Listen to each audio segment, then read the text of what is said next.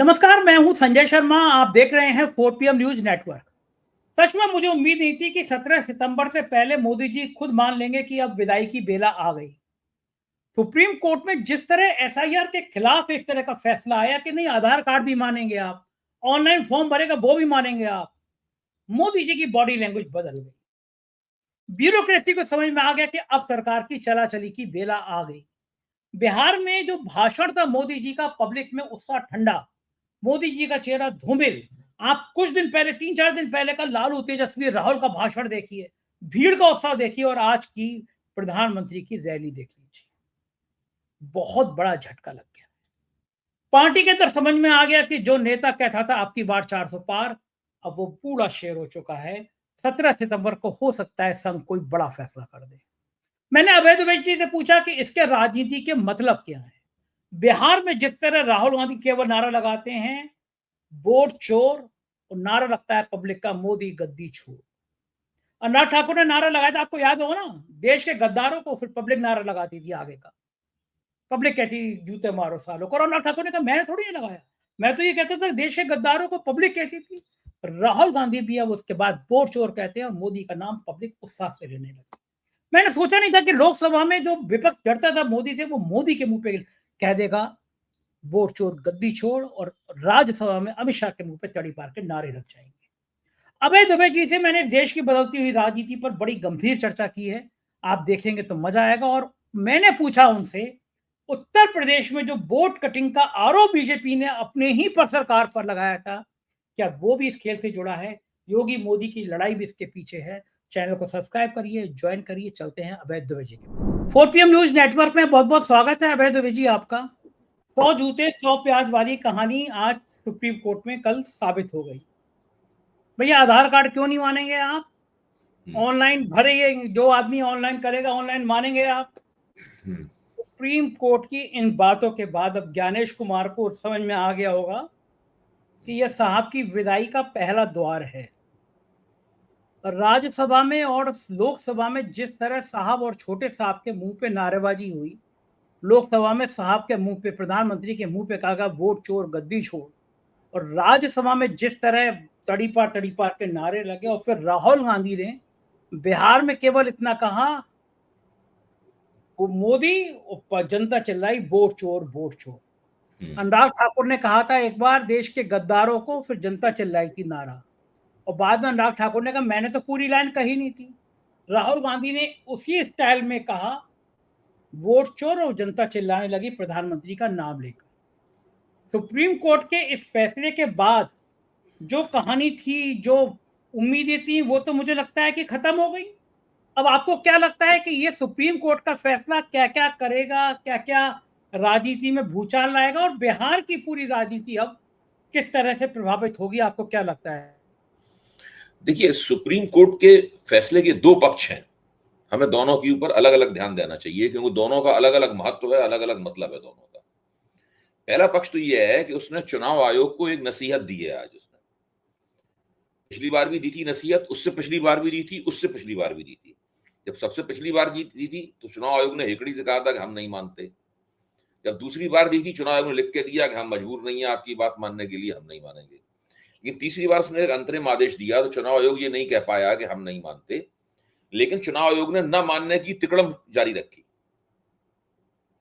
और चुनाव आयोग ने किया क्या, उसने कहा कि जो 11 प्रमाण पत्र लोगों से मांग रहा है, वो 11 में से कोई एक प्रमाण पत्र मांग रहा है, तो ये कह दिया कि आप चाहें तो आधार कार्ड भी दे सकते हैं, लेकिन 11 में से एक जरूर देना पड़ेगा। तो चुनाव आयोग ने हथकंडा ये अख्तियार किया कि सुप्रीम कोर्ट ने कहा कि आधार कार्ड को शामिल कर दो, तो उसने आधार कार्ड अपनी तरफ से शामिल कर दिया। लेकिन आधार कार्ड की हैसियत उन 11 प्रमाण पत्रों जैसी नहीं रखी। कहा कि ये तो दे दीजिए आधार कार्ड आप, लेकिन 11 में से एक तो कोई देना पड़ेगा। तो आज सुप्रीम कोर्ट ने उसको भी निरस्त कर दिया। सुप्रीम कोर्ट ने कहा कि ऐसा नहीं होगा, आधार कार्ड बाकी 11 प्रमाण पत्रों की बराबरी हैसियत रखेगा, यानी 12 प्रमाण पत्रों में से कोई भी कोई दे दे, आधार कार्ड दे दे, तब भी चलेगा। उसमें कोई आधार कार्ड के बाद कोई और प्रमाण पत्र नहीं मांगा जा सकता। तो इससे ये स्पष्ट हो गया कि चुनाव आयोग जो तिकड़म करना चाहे, वो उसकी हर एक तिकड़म सुप्रीम कोर्ट के सामने इस तरह नहीं चलने वाली है।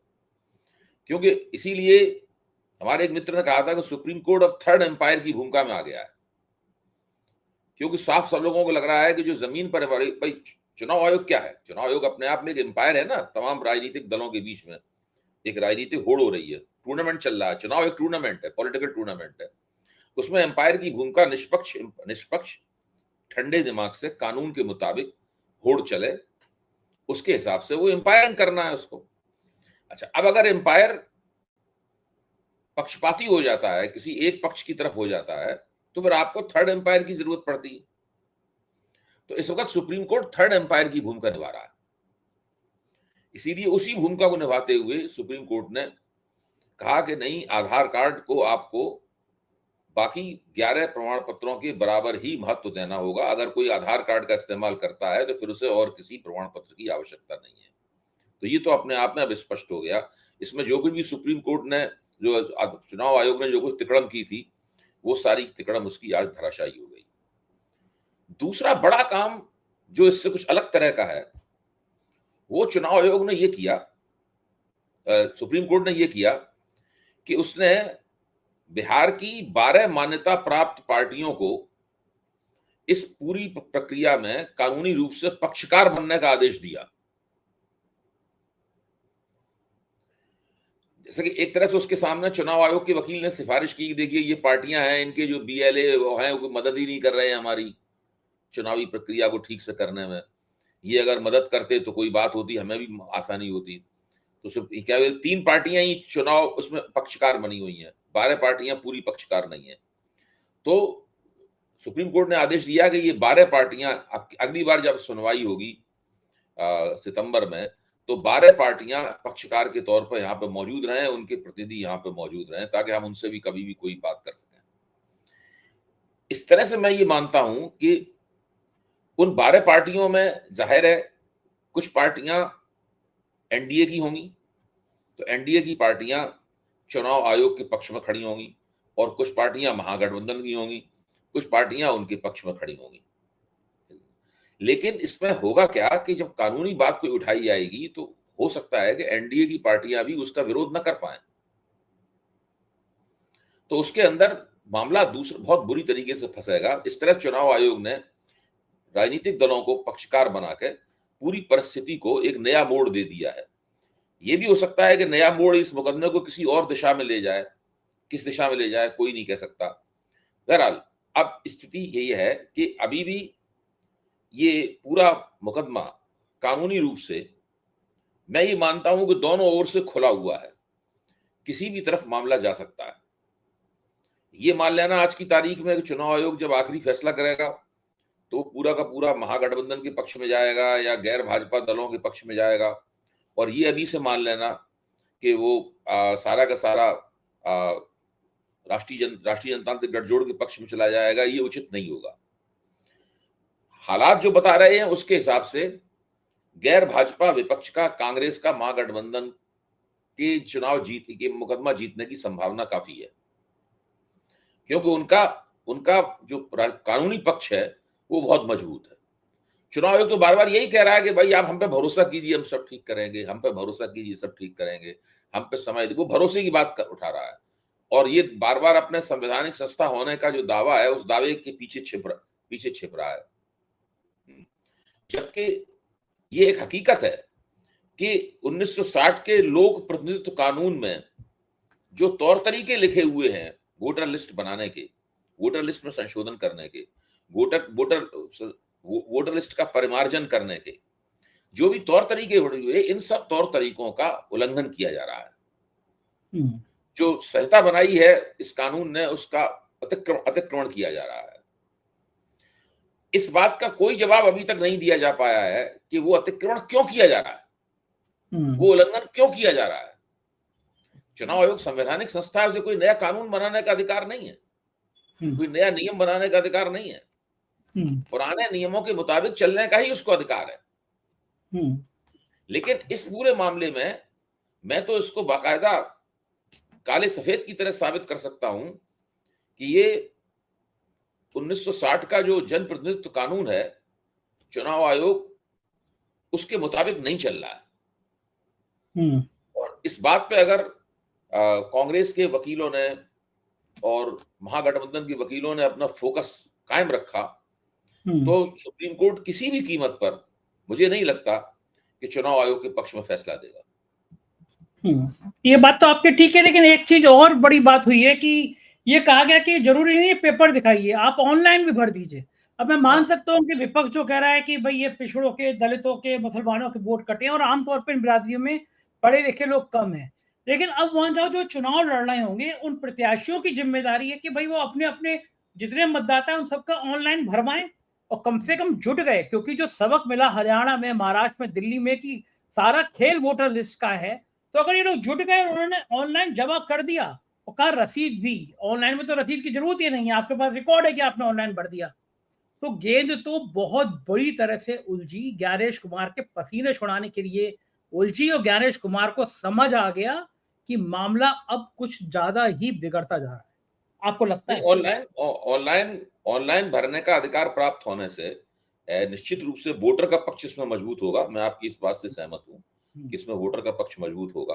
और अगर राजनीतिक दलों के कार्यकर्ताओं ने अपने मतदाताओं की मदद की तो काफी बड़े पैमाने पर लोग अभी तक जिनके नाम काटे गए हैं वो लोग दोबारा अप्लाई कर पाएंगे। नए वोटर जो हैं 18 साल के बाद वाले वो अप्लाई कर पाएंगे, क्योंकि उसमें तो अपलोड करना पड़ेगा आपको आधार कार्ड। केवल आधार कार्ड आसानी से अपलोड हो जाता है, कोई दिक्कत है ही नहीं। मेरे का जितने भी प्रमाण पत्र हैं उसमें सबसे ज्यादा आसानी से आधार कार्ड अपलोड होता है। आधार कार्ड अपलोड होता है, आधार कार्ड अपलोड होता है, क्योंकि तो ऑलरेडी इस प्रक्रिया में है ही। मतलब जो है कोई भी चाहे तो अपना आधार कार्ड डाउनलोड कर सकता है, पहले से प्रक्रिया चालू है, तो वो बहुत सुविधा होगी।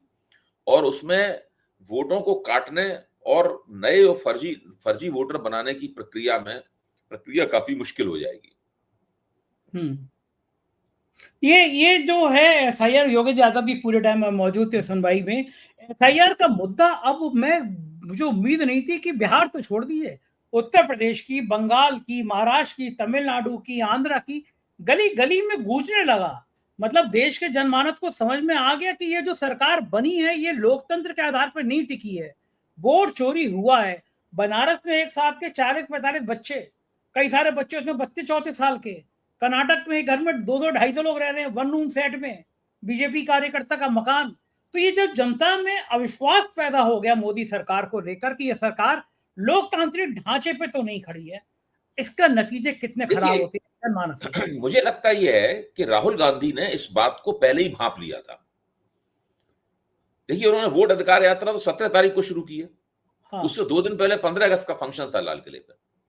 हाँ। राहुल गांधी उस समारोह में नहीं गए। विपक्ष के नेता के तौर पर माना जाता था कि भाई उनको उस समारोह में जाना चाहिए। कांग्रेस के अध्यक्ष के तौर पर मल्लिकार्जुन खड़गे को माना जाता था कि उसमें जाना चाहिए। लेकिन राहुल गांधी तो पहले ही सदन में कह चुके थे कि ये सरकार जो है वो जनता की चुनी हुई सरकार नहीं है। 7 तारीख को कह चुके थे अपने उसमें अपनी ऐतिहासिक प्रेस कॉन्फ्रेंस जो इंदिरा भवन में उन्होंने की थी, ये वोट चोरी करके बनी हुई सरकार है। तो एक तरह से अपनी उपस्थिति जता के उन्होंने मान लिया था, कह दिया था, ये बयान दे दिया था कि हम नरेंद्र मोदी को देश का प्रधानमंत्री नहीं मानते।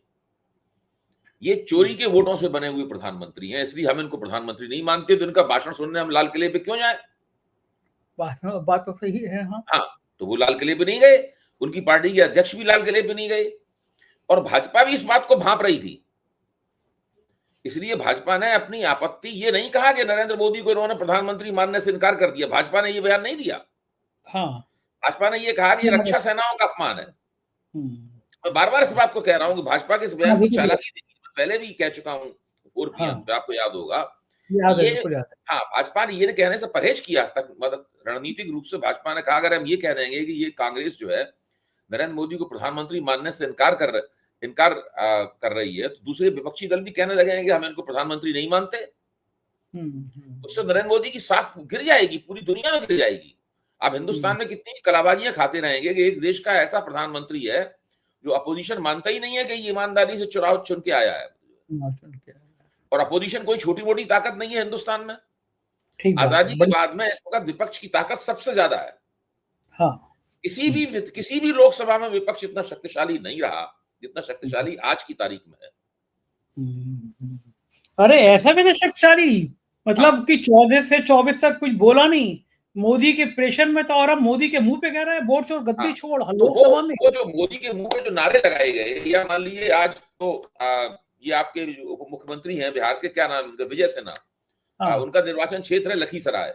तो लखीसराय में खुली जीप पर पूरा एक तरह से महागठबंधन ही सवार था। मुकेश सहनी थे उसमें, तेजस्वी यादव थे, दीपंकर भट्टाचार्य थे और राहुल गांधी भी थे। तो वहां पर चाहे तेजस्वी यादव हो चाहे दीपंकर हो, जब वो कहलाते थे वोट चोर, तो पब्लिक चिल्लाती थी नरेंद्र मोदी, वोट चोर नरेंद्र मोदी। अच्छा, यही बात वहां पर लोकसभा में हुई है, और जो उनको गो बैक तड़ी पार कहा गया राज्यसभा में, वो इसी की आप प्रतिध्वनि मान लीजिए उसको। तो इसका मतलब यह है कि राहुल गांधी ये साबित कर देना चाहते हैं, महागठबंधन ये साबित कर देना चाहता है, इंडिया गठबंधन ये साबित कर देना चाहता है कि नरेंद्र मोदी भारत के वैध प्रधानमंत्री नहीं है। ये है असली। देखिए 7 तारीख को क्रम देखिए, 7 तारीख को प्रेस कॉन्फ्रेंस होती है, 15 तारीख को वो नहीं जाते हैं लाल किले के, उसमें नहीं जाते हैं। 2 दिन बाद बिहार में सासाराम से वोट अधिकार यात्रा शुरू होती है, और 4 दिन बाद जब काली कमीज पहनकर, ब्लैक टी शर्ट पहनकर राहुल गांधी दिल्ली में प्रकट होते हैं, तो संसद में नरेंद्र मोदी के मुंह पर नारे लग जाते हैं, नारे लगना शुरू हो जाते हैं। तो इसका मतलब यह है कि पहले से विपक्ष तैयार था इस काम के लिए कि इस बात को, वोट चोरी के मसले को सीधे नरेंद्र मोदी के दरवाजे पे ले जाना है, और बिना किसी हिचक के, बिना किसी संकोच के नरेंद्र मोदी के मुंह पर वोट चोरी का, उनके माथे पे लिख देना है कि ये वोट चोर है। ये जो है ये बिल्कुल एकदम, मैं समझता हूं कि ये उत्तरोत्तर विपक्ष की रणनीति आक्रामक होती गई है, और इस वक्त वो अपनी आक्रामकता के शिखर के ऊपर है। आप सोचिए, नरेंद्र मोदी कहते हैं कि विपक्ष भ्रष्ट है, और हम उसके खिलाफ अधिकतम कार्रवाई करेंगे। जाने कब से वो कह रहे हैं। हाँ। विपक्ष अब कह रहा है कि आप तो वोट चोर हैं, हम तो आपको प्रधानमंत्री मानते ही नहीं, हम आपका लाल किले पे भाषण सुनने के लिए भी नहीं आएंगे, हम संसद में आप आएंगे तो आपके मुंह पे नारा लगाएंगे, हम गली गली में नारा गुजवाएंगे। तो ये बहुत, देखिए बीच में इधर एनडीए है, इधर महागठबंधन है और इंडिया गठबंधन है, बीच में एसआईआर खड़ी हुई है। एनडीए समझता था कि हम एसआईआर हमारे लिए गेम चेंजर है, विपक्ष कह रहा है कि हमने इस गेम चेंजर को अपना बना लिया है, हम इससे अपने तरह से गेम चेंज कर रहे हैं। मैं समझता हूं इस वक्त देश की राजनीति की जो कल है, उसकी जो गति और उसका जो प्रवाह है, वो अपोजिशन के हाथ में है। अच्छा, ये भी हमें देखना होगा कि इसमें भी निगाह रखनी होगी पत्रकार के तौर पर, समीक्षक के तौर पर, कि ये कितने दिन तक अपोजिशन इस बात को खींचेगा या खींच सकता है। संजय जी, ये बहुत महत्वपूर्ण है। इस तरह की बात है, देखिए राम जन्मभूमि आंदोलन भी तब प्रभावी हो पाया था जबकि उसको बहुत लंबे अरसे तक चलाया गया, लगातार चलाया गया। आरएसएस ने कभी उसको बंद नहीं होने दिया। हाँ। कभी कुछ वो करते रहे। अभी वोट अधिकार यात्रा जो है वो अभी तो कितना 5वें या 6वें दिन में पहुंची है वोट अधिकार यात्रा। तो मैं समझता हूं कि इन लोगों को 30-40 दिन तक इस आंदोलन को कम से कम न्यूनतम चलाना चाहिए, और अगर ये किसी न किसी रूप में इसको इतने दिनों तक चलाते रहे तो इनको उसका बहुत बड़ा राजनीतिक लाभ प्राप्त होगा। हाँ बिल्कुल ठीक कह रहे हैं अभय जी। और मुझे एकदम वो बात याद आ गई कि जब लोकसभा चुनाव हुआ था तो एक रिपोर्ट गई थी उत्तर प्रदेश शिव संगठन की तरफ से, और उस रिपोर्ट में उल्लेख था कि सरकार ने सहयोग नहीं किया, हमारे लोगों के वोट काट दिए गए। यानी कि उस समय उत्तर प्रदेश में भी खेल हुआ था। वो रिपोर्ट अगर आपको याद हो, उसमें ये था कि भाई सरकार ने सहयोग नहीं किया, वोट जुड़ नहीं पाए, हमारे लोग वोट कट गए। यानी उस समय भी उत्तर प्रदेश में इसी वोट के लिस्ट के आसपास कुछ खेल चल रहा था। तो क्या योगी आदित्यनाथ पे इशारा था, और क्या वाकई में अगर ये वोट कटने वाली बात है तो क्या योगी ने वोट कटवा दिए, या योगी चाहते थे कि दिल्ली में पूर्ण ताकत से मोदी ना आ जाए, जैसे उनकी कुर्सी जाए। उत्तर प्रदेश की वो सब बातें मुझे याद आ रही हैं, आपको याद है क्या वो? देखिए बिल्कुल, देखिए भूपेंद्र चौधरी के नेतृत्व में एक कमेटी बनी थी, और उस कमेटी ने लोकसभा चुनाव में हार के कारणों की जांच की। हाँ, वो जांच रिपोर्ट के अंश हम लोगों ने अखबारों में पढ़े। जांच रिपोर्ट तो मैंने नहीं पढ़ी, लेकिन काफी कुछ जांच रिपोर्ट में क्या है, ये सारी बातें खुलकर सामने आई। उस हाँ, जांच रिपोर्ट में पूरा ठीक रहा, आदित्यनाथ जी की सरकार के दरवाजे पे फोड़ा गया और कहा गया कि इन्होंने मदद नहीं की। हाँ। सरकार ने हमें चुनाव जीतने में कोई मदद की, जैसे कि सरकार का काम चुनाव जीतने में मदद चुनाव करना हो। जिताना होता है, मदद अच्छा, होता है। बहरहाल उसमें एक और बात कही गई थी। वो कही गई थी कि जो बीएलओ हैं, बूथ लेवल लेवल ऑफिसर है। अफसर हैं, मतलब इन लोगों ने भाजपा की मदद नहीं की और हुँ, हमारे वोट जो हैं वो कट गए। ये है। हुँ, अच्छा, क्या इससे ये बात नहीं साबित होती कि बीएलओ और चुनाव आयोग और सरकारी मशीनरी अगर एक पक्ष में हो जाए तो आप मतदाता सूची में बहुत बड़े पैमाने पर हेरफेर कर सकते हैं। हुँ, इतना तक हेरफेर कर सकते हैं कि उससे चुनाव में जीत हार हो जाए। हुँ, अच्छा, ये चीज तो खुद बीजेपी की आधिकारिक रिपोर्ट कह रही है। हुँ। ये चीज तो खुद बीजेपी की आधिकारिक रिपोर्ट कह रही है। इसका मतलब ये हो सकता है, ये हाँ, संभव है। बिल्कुल, बिल्कुल हो अब सकता आप है। उसमें देखिए नितिन गडकरी क्या कह रहे हैं कि हमारे 3.5 लाख वोट काट दिए, हमारे भांजे की वोट काट दिए, भांजे हमारे भांजे तक परवाने का की वोट टिकट काट हमारे दिए। भांजे तक का वो हाँ। खुद कह रहे हैं। हुँ, रीवा का जो भाजपा का सांसद है, वो ये कह रहा है कि भाई एक पते में इतने सारे लोग, 1100 लोग रह रहे हैं एक छोटे से कमरे के पते पर। हुँ, तो ये सारे की सारे जो सबूत हैं चुनाव चुनाव प्रक्रिया में हेराफेरी और विकृति के, ये तो भारतीय जनता पार्टी की तरफ से आ रहे हैं। हुँ, तो मामला बहुत संगीन है। हुँ। इसलिए बहुत जरूरी है कि एक बार जम के आंदोलन हो ताकि मतदाता सूची ठीक ठाक तरीके से बन जाए। हाँ, बिल्कुल ठीक बात है और इस बीच में एक अमित शाह ने जो उपराष्ट्रपति पद के उम्मीदवार हैं विपक्ष के सुप्रीम कोर्ट के रिटायर्ड चीफ जस्टिस, उनके ऊपर आरोप लगा दिया कि भई जब ये जज थे, तो इन्होंने एक तरह के नक्सलाइट या कम्युनिज़्म वाले फैसले दिए। देश का गृह मंत्री सुप्रीम कोर्ट के एक रिटायर्ड जज पर आरोप लगा रहा है कि जब ये सुप्रीम कोर्ट के जज थे, सवाल ये है कि 11 साल से हुकूमत आपकी थी। अगर आपको लग रहा था कि कोई जज इतना प्रभावित होकर फैसले दे रहा है, तो आप खामोश क्यों रहे? आप जो महाभियोग अब ला रहे हैं जस्टिस यशवंत वर्मा पे, उसी समय महाभियोग ले आते कि भैया ये जज जो है ये नक्सलाइट मूवमेंट को बढ़ावा दे रहा है, ये कम्युनिज्म को बढ़ावा दे रहा है। अब ये आरोप लगाना देश का गृह मंत्री का कितना गंभीर है और क्या लगा इंतजार कर रहे थे। छीनने उन्हें पता था, उन्हें पहले से पता था कि ये 2025 में उनको उपराष्ट्रपति का उम्मीदवार बनाया जाएगा। उससे पहले हुँ, धनखड़ साहब उम्मीदवार पद छोड़ जाएंगे, तब ये हुँ, उम्मीदवार बनाया जाएगा, तब हम उनके ऊपर आरोप लगाएंगे। तो आरोप या उन्होंने डायरी में रिजर्व करके रख लिया था। हुँ, जब ये देखिए आएँगे तब आरोप ये जो इस तरह की जो आरोपबाजी होती है, इसका कोई मतलब नहीं होता। ये सिर्फ हेडलाइन बटोरने के लिए लगाए जाने वाले आरोप हैं, इनका कोई मतलब नहीं है। मतलब सीधा सा साफ है कि असली बात क्या है? असली बात यह है कि जस्टिस सुदर्शन रेड्डी के पक्ष में विपक्ष पूरी तरह एकजुट होकर खड़ा हुआ है। हुँ, इन्हें उम्मीद नहीं थी कि ये ऐसा कोई उम्मीदवार चुन सकते हैं जिसके पक्ष में विपक्ष की एकता हो जाएगी। हुँ, इसीलिए इन्होंने राजनाथ सिंह जी को काम दिया कि आप इंडिया गठबंधन की पार्टियों से बात करो ताकि इनके वोट भी हमें मिल जाएं। हुँ, और उधर आपके दक्षिण भारत में भी लोगों से बातचीत की जा रही है, दलों से, हैं कि आप करें बात। अच्छा, चूंकि इसके अंदर कोई व्हिप वगैरह लागू होता नहीं है, तो आप सांसदों से स्वतंत्र रूप से भी बातचीत कर सकते हैं। तो कई इसमें हुँ, संभावनाएं रहती हैं इधर उधर। लेकिन और हुँ, भाजपा ये मान के चल रही है कि उसके वोट बिल्कुल नहीं टूटेंगे। हुँ। उसके वोट भी टूट सकते हैं, हाँ, कुछ सही भी हो बात है। सकता है, डर तो यही है। दोनों तरफ भी हो सकता है। लेकिन जहां तक दलबंदी का सवाल है, जो विपक्षी पार्टियां हैं वो इस वक्त चट्टान की तरह एकजुट होकर एसआईआर के खिलाफ खड़ी हुई हैं। वो बिल्कुल एकजुट होकर अपने उपराष्ट्रपति पद के उम्मीदवार के पक्ष में खड़ी हुई है। इसकी उम्मीद भारतीय जनता पार्टी को नहीं थी, इसलिए उनकी पूरी बौखलाहट साफ दिख रही है।